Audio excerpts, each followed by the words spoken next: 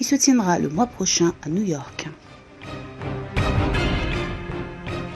Et nous passons à présent, chers téléspectateurs, un coup de fil avec Dr Amr Saleh, qui est professeur d'économie politique, pour discuter de notre première information concernant la réunion du président Abdel Fattah Sisi avec le Premier ministre et plusieurs autres ministres et le directeur exécutif du Fonds souverain de l'Égypte. Bonjour, Dr Amr. Bonjour, le plaisir est toujours le mien. Bonjour. Merci à vous. Alors, premièrement, si on parle de ce fonds souverain de l'Égypte, sa fonction et, premièrement, quelques lignes, je dirais, en résumé de son rôle dans l'économie égyptienne. Premièrement, l'Égypte connaît actuellement une relance économique très importante.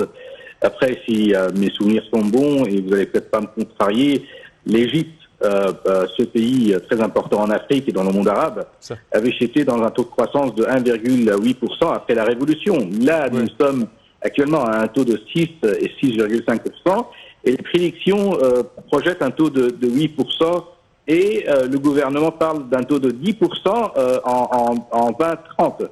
Donc c'est un pas exceptionnel, je dis exceptionnel, dans la stratégie économique d'un pays. Et non seulement en Égypte, nous sommes le 3e ou le 4e pays à connaître une croissance économique dans le monde, après la Chine et l'Inde. Donc c'est exceptionnel d'après les prédictions et d'après les rapports du Fonds monétaire international et de la Banque mondiale.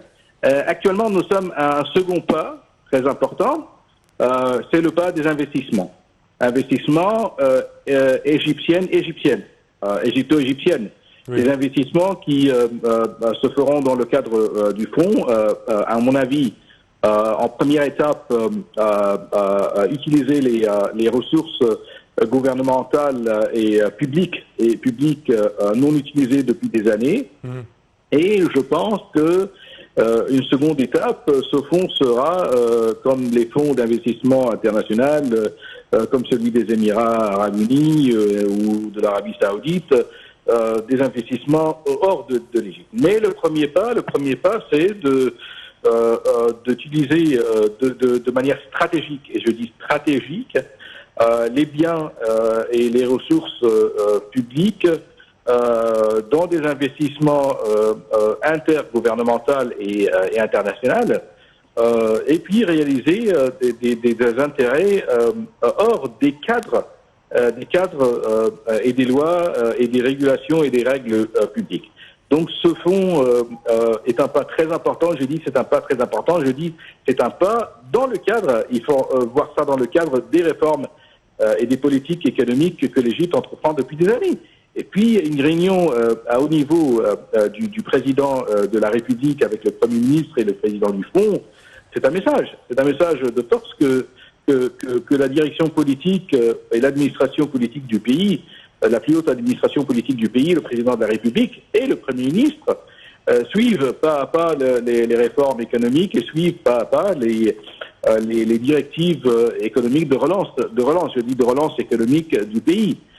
Nous sommes passés de la phase de stabilisation actuellement à la phase de relance économique, et c'est quelque chose que nos auditeurs doivent, et spectateurs doivent connaître.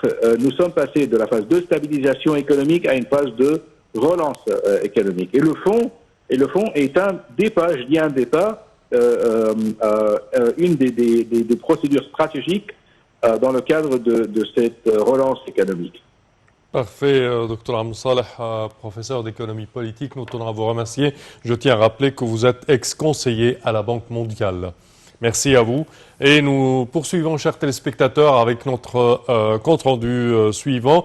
Le Conseil des députés a fermement condamné les déclarations du Parlement européen sur la situation des droits de l'homme en Égypte. Dans un communiqué publié vendredi, le Conseil a réitéré son rejet de la résolution parce qu'elle a été promulguée par un non-parti pour commenter cette question et représente la poursuite d'un chemin inacceptable de résolutions similaires que le Parlement et le peuple égyptien n'envisagent pas. Les détails dans ce compte-rendu signé Marwa Arafa et Aeshel. condamné dans les termes les plus forts et exprimé son rejet total de la résolution du Parlement européen sur la situation des droits de l'homme en Égypte.